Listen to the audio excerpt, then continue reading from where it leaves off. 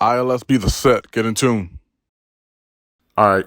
ILS, episode 11, season 4. This is actually, no, I'll say that to the very end.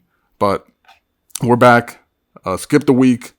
Our baby R, Ricardo Mexicano, Vero Fuerte, Veronica Perez. You like I said it backwards this time around?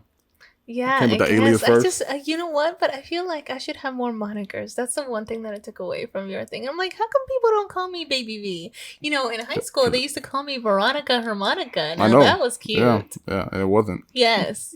And my handle before Vero Fuerte I know what it was practically Pataki. Mm-hmm. Yo, what? Shout out. What about before that?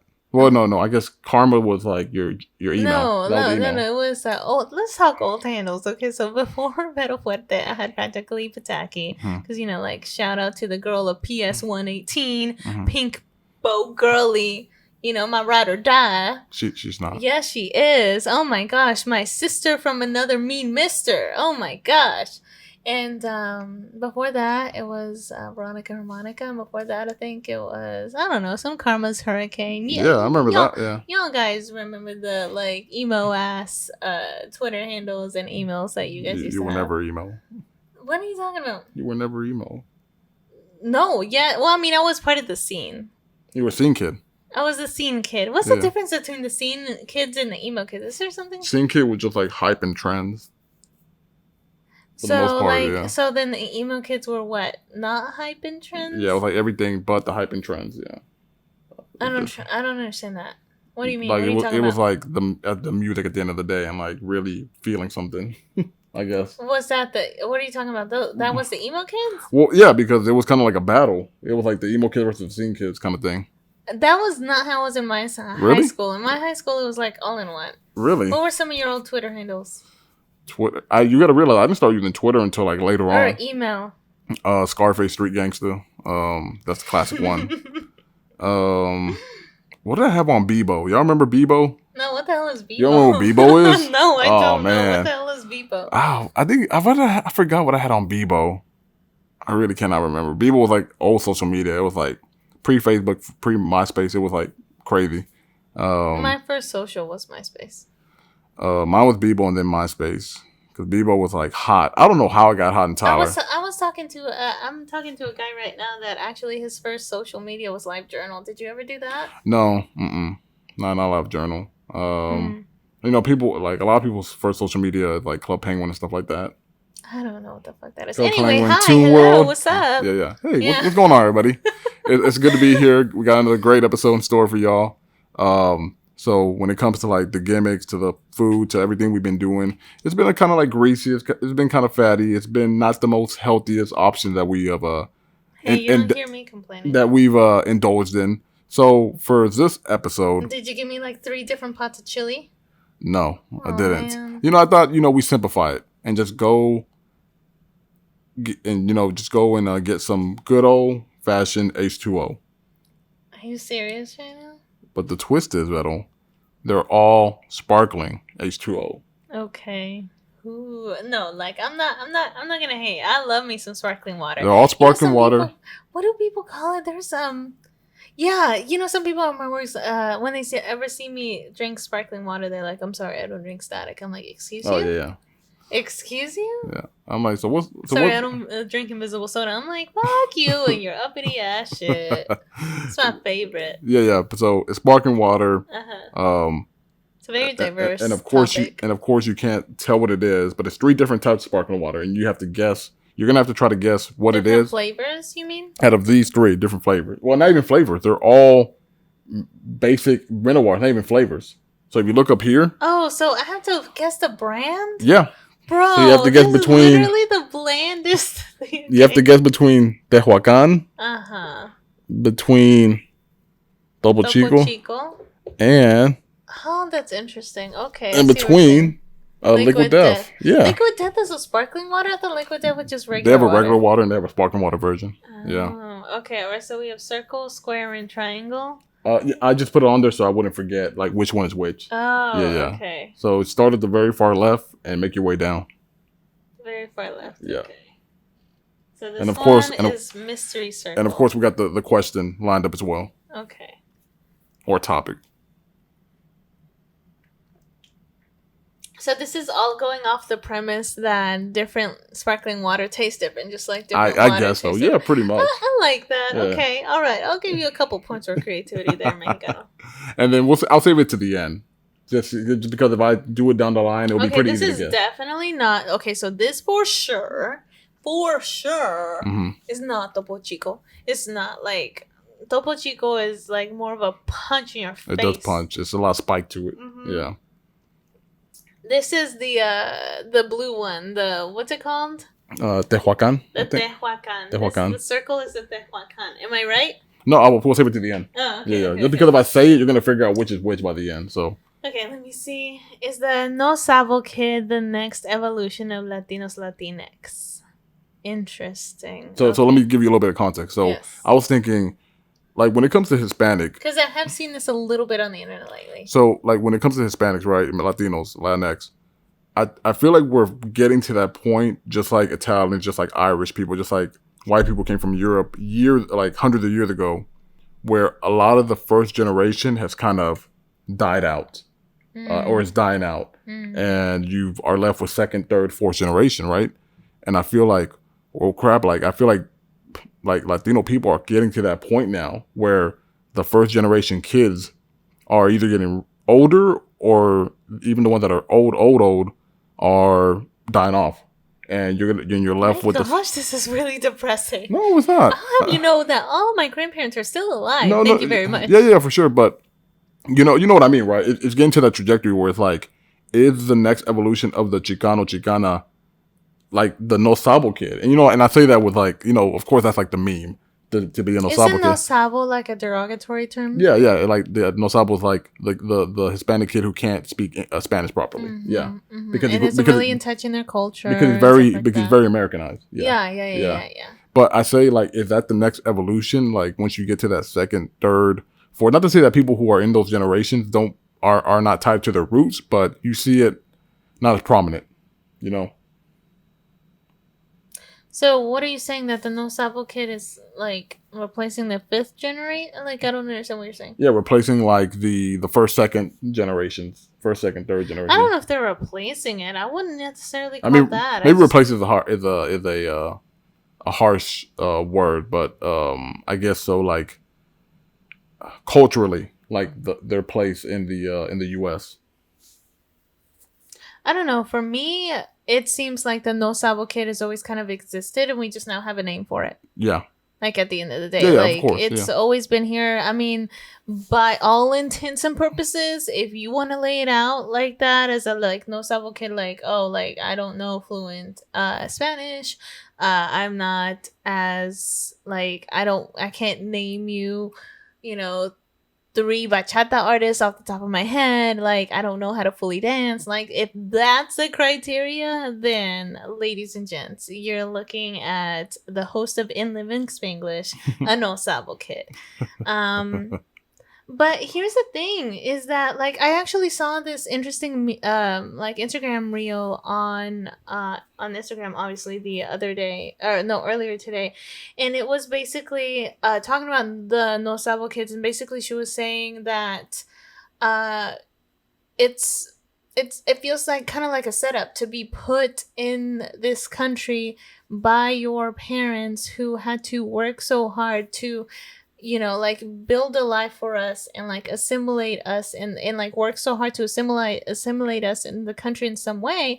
And then when we do exactly what we were supposed to do, which was be Americanized, and which was to like, try to bring the best of both worlds. And obviously because of that, like one part when you naturally step into being Americanized is going to be diluted, at least at first. Then we're told that we're not, and we've already like talked about this. We're not Mexican enough. We're not like El Salvadorian enough. We're basically we're not. We're a No Sabo kid essentially. Mm-hmm. And it's like it's a very much a you can't win for losing thing. And honestly, I think at this point this conversation is pretty, for lack of a better word, boring. Mm-hmm. Because like we already know that.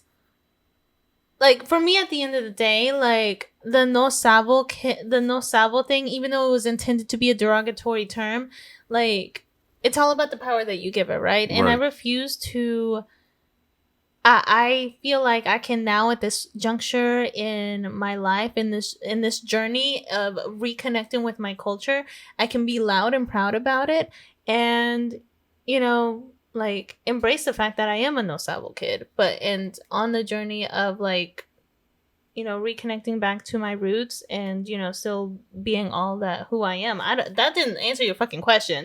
I'm sorry that I went on a tirade there, but yeah.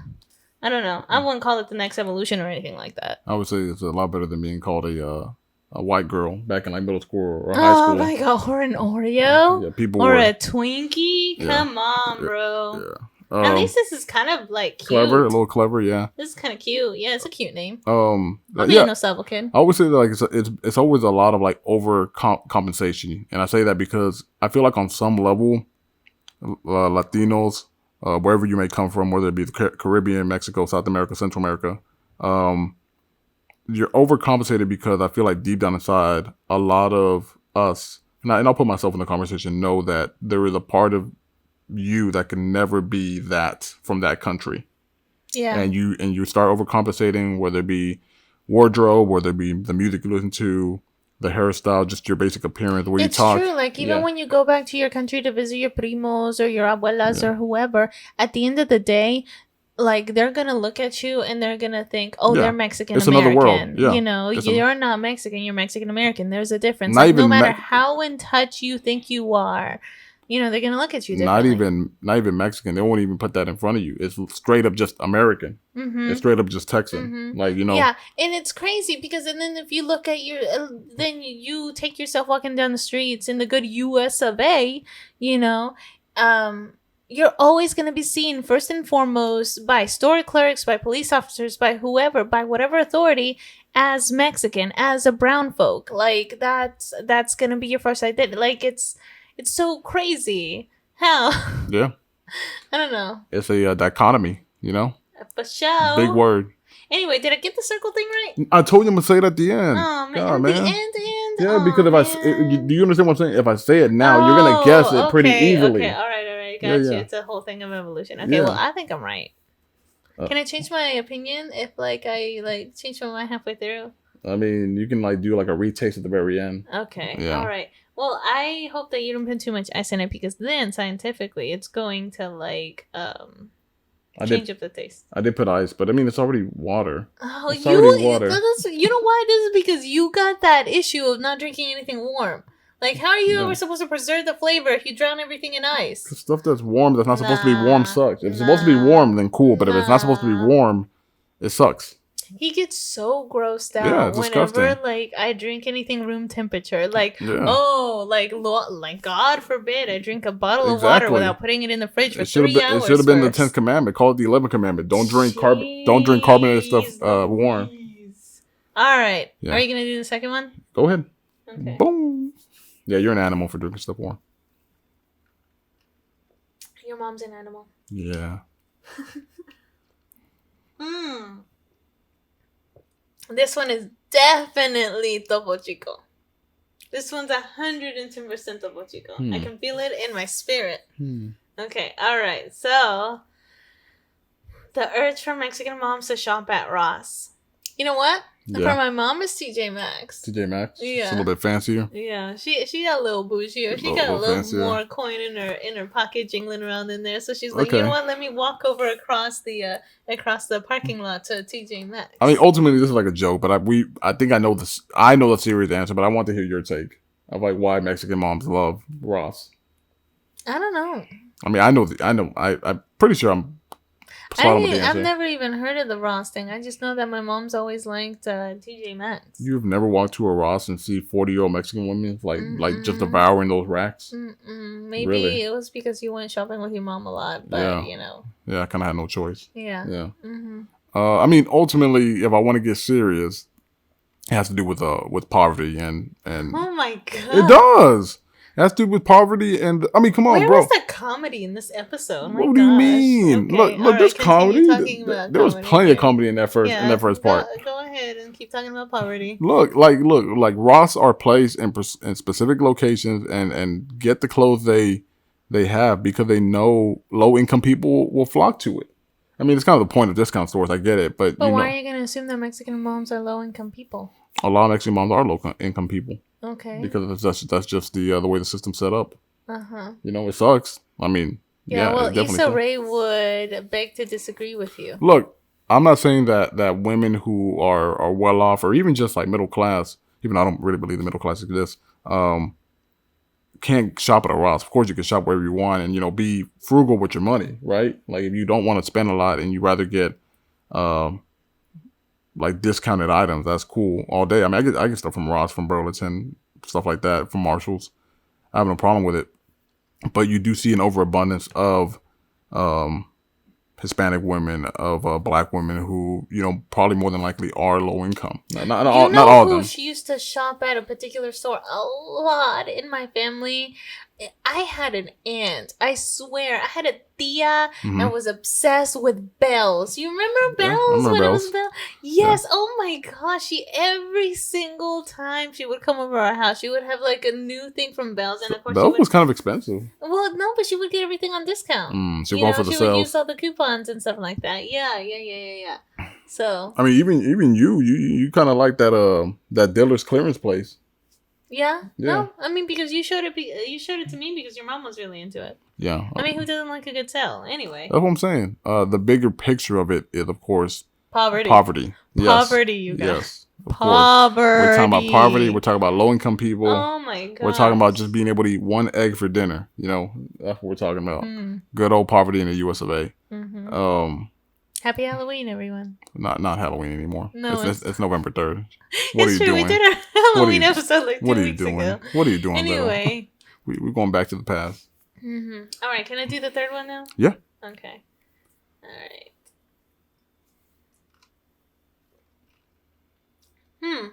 Okay, hold on. Can I go back and taste the square one? We'll save it till after the question.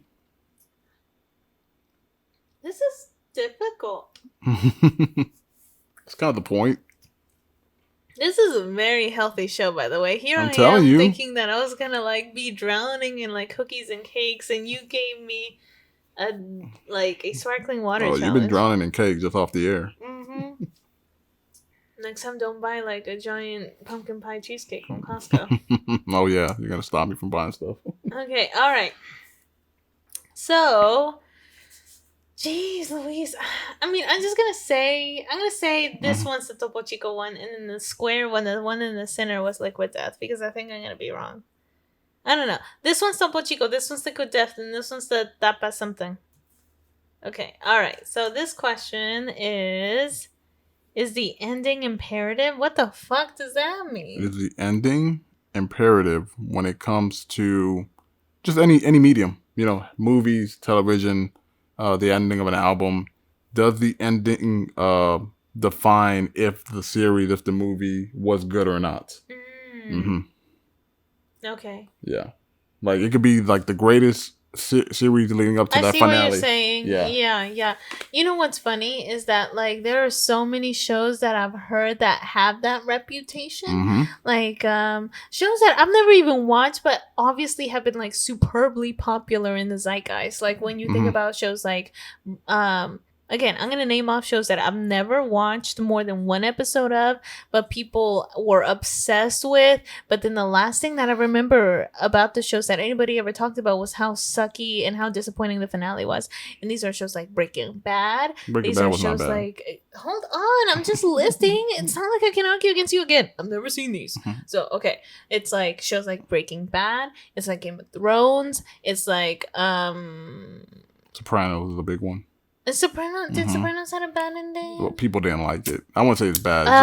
Did Lost have a bad ending? I didn't watch the Lost. I know Lost. I never really got into Lost like that, so I don't know. Well, see, basically, those are the ones that I know. I mean, yeah, it does have a bad ending. It does have a reputation for having a bad ending.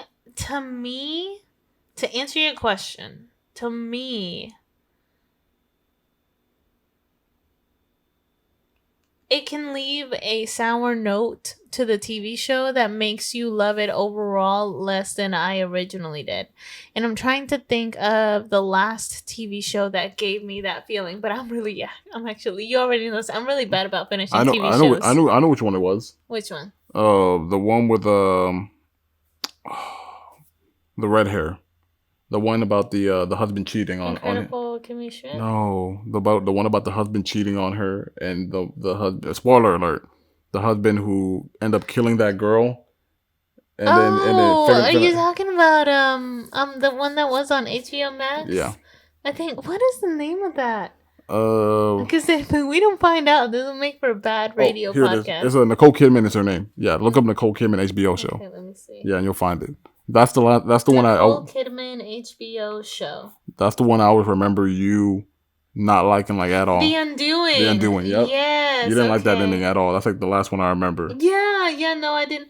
I mean, this was a miniseries, granted, and I feel like we should give miniseries more like slack, you know.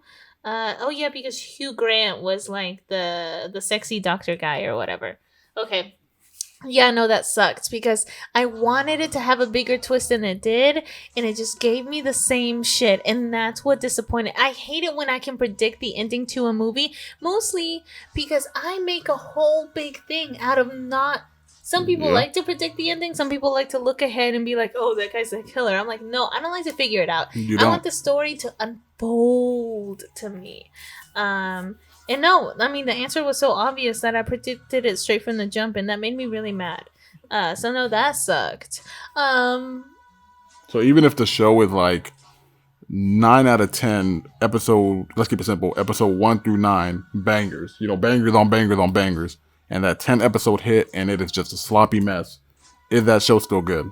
It leaves too bad of a taste in your mouth, just like, because the last episode is where you say goodbye to, these characters that you've grown a serious attachment to, and you want like their futures to progress in a certain way. Example, probably a bad example, is like, I thought that if we're talking about book series, can we talk about book series? Yeah, of course. Okay, well, Harry Potter. I thought Harry Potter ended very well, but the epilogue was stupid. The epilogue was fan service. I did not need to know who married who. Like, it was just so unnecessary to me to know, like, who got coupled up and that he ended up with Ginny and that, like, Ron and Hermione had a kid. Like, at that point, I felt like I was reading a freaking fanfic. And I don't need all that.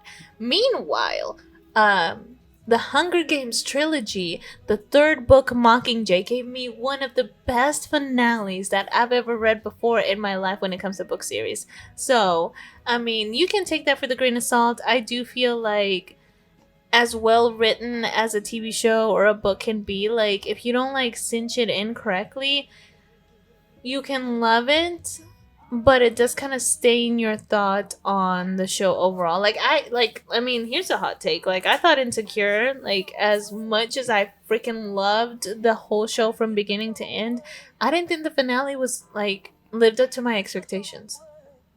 I agree.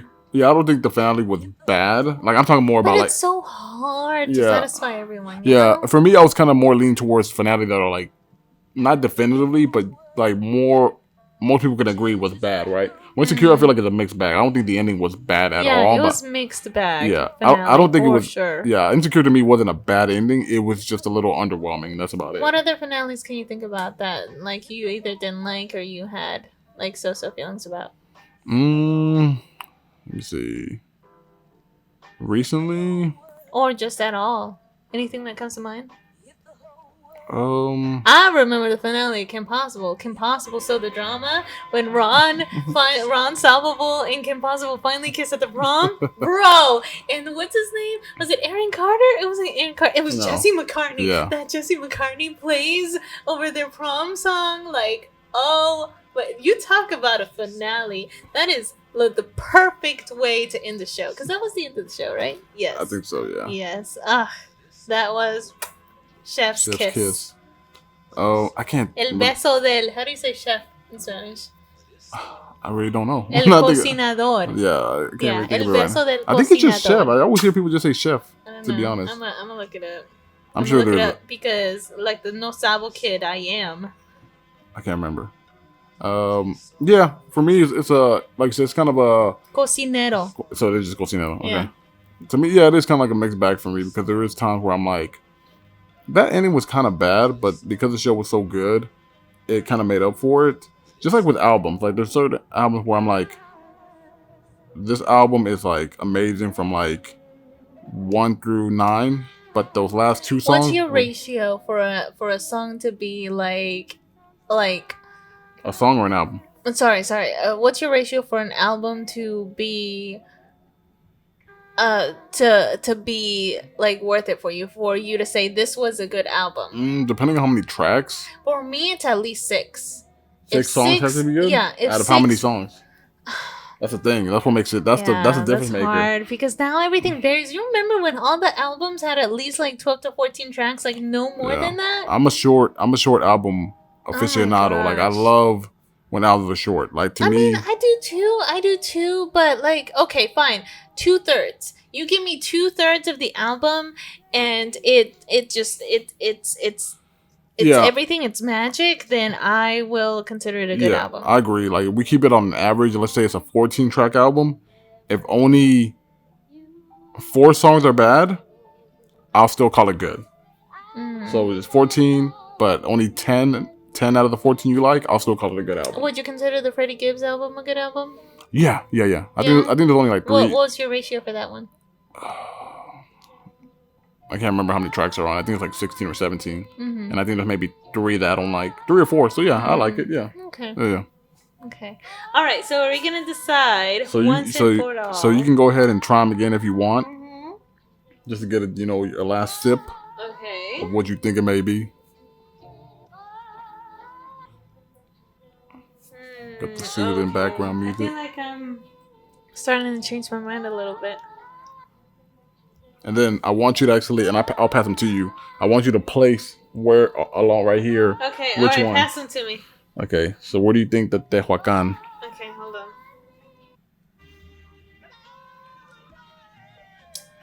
Okay. Okay. Okay. Double Chico. And look what that. All right, Maestro, give me my grade. Okay. So you, Veronica, got 2. This is going to like activate like the type A person in me, like the goody two shoes kids that always used to act up in school. Okay. You got 2 out of the 3 correct. Ah, okay. Which one? You got Double Chico correct. Hey, I know my drink, yo. And you got the It's only 2, Miguel. Actually, oh no! You know what? This is gonna make you more happy. You got them all correct. Hey, are you serious? Yeah, you did. Hey, look, nobody knows sparkling water like I know sparkling water, baby. Yeah. I know my static. You haven't really tried the liquid death a lot, but you've drank the Tehuacan quite a bit. I remember liking it. And you know what made me change it at the very last minute? Is because I was sipping that hoe and I was like, you know what? Like, this almost has a little too much flavor. Like, in a good way. Like, I fuck with it. Like, it's delicious. But I don't remember Topo Chico, like, having that sort of, like, oomph to it. That finesse, that bubbly something. Yeah. So I switched that over. But so I got them all right? Yeah, they're all right. Oh, yeah. Okay. You got them all. I thought you were going to second guess yourself for a moment. Well, no, that's not what I had originally. Remember? I know. You thought Tehuacan was the very first one that you tried. Switched it around town. Yep. Okay, so we got all that. We got the topic out the way. We got the guessing of the sparkling water out the way. So lastly, we want to leave you with, of course, good looking out. Vero, please hit them with it.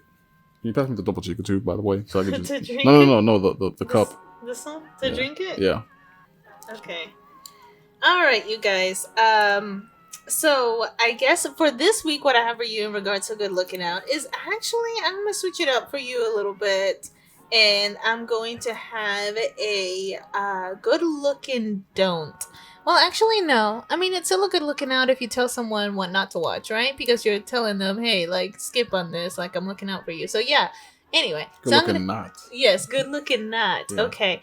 So, as some of you, probably none of you, know, I got the really cool opportunity to go to the Austin Film Festival this year. So, me and my friend got to go and peep some really cool indie movies, some of the ones that haven't even been released yet, yada, yada, yada, right? And so some of the ones that I got to watch are The Whale. This is the one with Brendan Fraser goes ahead and puts on a fat suit. And they tell a story from that perspective. On Woman Talking, so this is basically the movie of a group of women from a religious society in the middle of nowhere who have to decide whether to stay or leave due to domestic violence. And then you have Tar, which is a actually was not in a film festival. We actually kind of just snuck off to an Alamo Draft House and saw it. Tar is a Kate Blanchett movie that recently came out, and it's basically breaks down the story of a orchestra conductor, and it just spiral. It's a drama thriller, so it spirals in a certain direction without giving too much away. So obviously we chose really happy, hyper happy-go-lucky movies to check out. Yeah. Honestly, like that was one of the things about the Austin Film Festival, is that we kept wanting to walk in, and every day we're like, okay, so this time we're gonna go and we're gonna catch something lighthearted. We're gonna find some like indie new comedy. And every single venue that we walked into, we just kept getting more and more depressed, and we're like, bro, why are we picking these movies? I mean, I feel like festivals are kind of known for just having depressing, deep movies. No, but they also have like really indie weird movies that don't make any sense. I feel like they. But are I they feel fun? like- Yeah, they can be weird, but are they fun? Yes, they can. And there was a movie that's gonna come out soon called Sam and Kate that was supposed to be like the famous comedy of the whole ordeal. Mhm. And we ended up not watching it and opting in for The Whale instead, and big mistake with that one. So basically, The Whale, Tar, and On Woman Talking. Personally, for me, you know me, I love me a good drama, but all of these were like 2.5 stars and below out of 5. Really? Yes.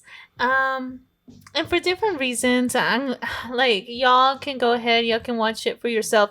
Now, I will say that as far as Oscar buzz, if y'all give a shit about that, they do say that Brendan Fraser and Kate Blanchett, due to their performances and obviously The Whale with him like putting on that 400-pound like fat suit, and Kate Blanchett with her performance as the orchestra conductor, they're gonna be like a shoe-in to win like best actor or actress.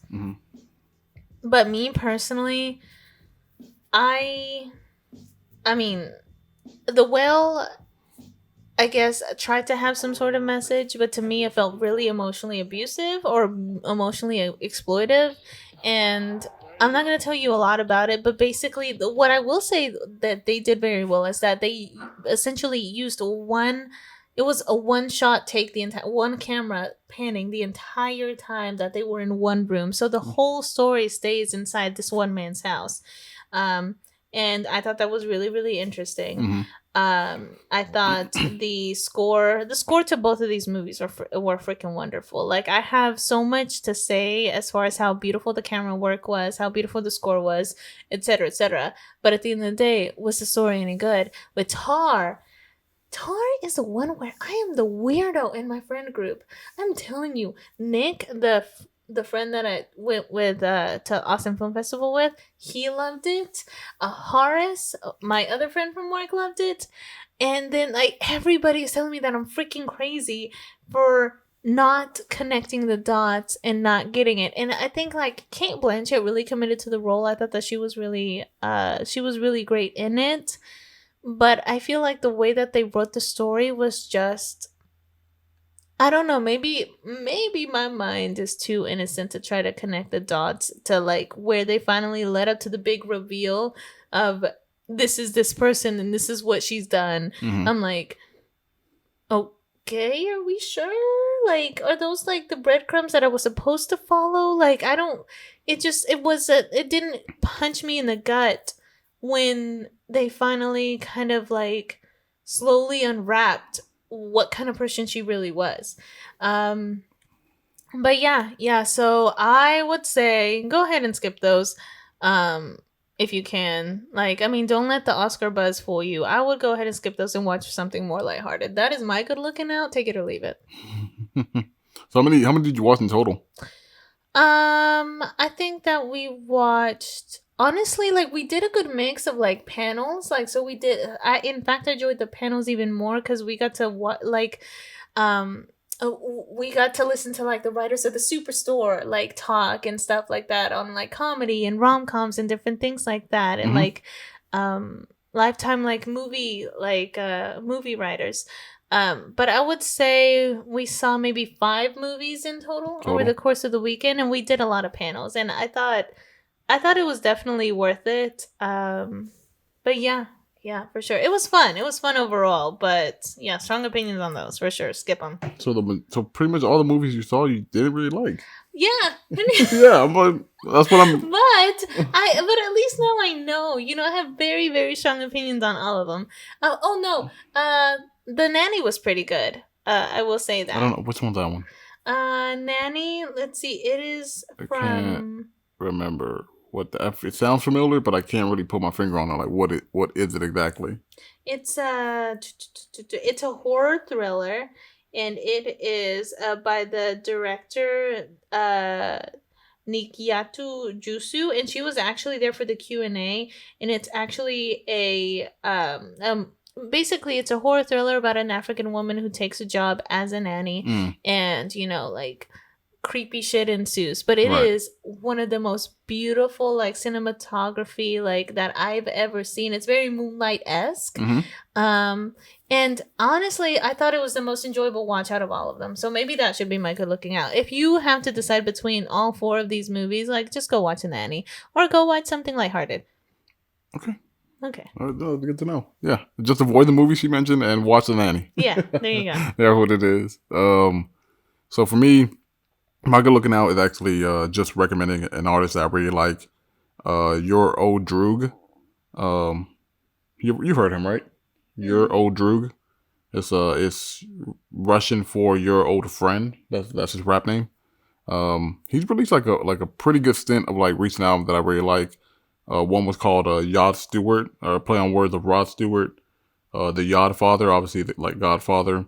And there was one more that he dropped that I really liked. Can you look him up right quick? It's like Your Old Droog. What's that? I'm trying to remember that one album he dropped like in the middle. What was it called? Oh, I think Yachty Dangerfield. I think it's called like after. Have me look up the albums. Yeah. Like in order. No, it's like I'm just okay, yeah, Yachty Dangerfield. That's what it is. Yeah, playing. So you're good looking out is the artist overall. Yeah, just check him out. Like he got really popular in the very beginning because I don't know if you know this. So there was a time in like 2012, 2013 that people thought Nas. It's really weird. So people thought Nas was releasing music under a different alias. They thought he was releasing secret albums under a different alias, and people were really liking the songs and the albums. But it turned out it wasn't. Like, people would ask Nas in an interview, like, "Hey, so there's this thing going out about a secret album by you," and Nas would be like offended, like what are you talking about, secret album? When I put stuff out, I'm gonna make it public, Like, there's no need for me to be secret about it. But it turned out that it wasn't Nas. There wasn't no secret album. It was actually Your Old Droog because his voice very much sounds like Nas. Like, I mean, you hear it now and you're like, okay, I can see why people think this is Nas, but you can still, he has his own cadence and style, right? And that's how and it kind of sucks because that was kind of his claim to fame. It wasn't based off his rapping. It was kind of based off of like this misunderstanding of like people think that he was like this high profile superstar. Rapper. Yeah. He was his like own underground self. Yeah. Yeah, but it kind of worked out because he kind of like took advantage of it, and since then, he's kind of come into his own, making great albums along with like great collabs with like the God Fahim and like Mac Homie and stuff like that. So yeah, I just want to shout out Your Old Droog. What's the album that you recommend that they listen to first? Lucy's really good, and Time is really good. Okay. Yeah, Time is really good. And then, like I said, like his most recent stint, like he's been going on a tirade. Like I said, Yod Stewart, the Yodney Dangerfield. I did see his discography. It was really kind of extensive. Yeah, and like I said, he dropped like 3 stuff today, like 3, 4. Like he even dropped a collab, like Wolf on Wall Street Part 2 with the God Fahim. dropped this early this year. Like he's been going on crazy when it comes to like releases. So definitely should check it out. Shout out the whole Brooklyn. Shout out the Ukraine. I think that's where he was born originally. So yeah, just check out his music when you can. All right. Yeah, and that's it. So this wraps up this episode of In Living Spanglish, ILS. I do want to leave with that. This is actually our last episode for the season. Wah, wah, wah. Episode 11, yes. But fear not, we will be back soon. Don't want to put a date on it, but we will be back. Okay, so. Why are you so lame? What? Nothing. Continue. What? You love the lameness.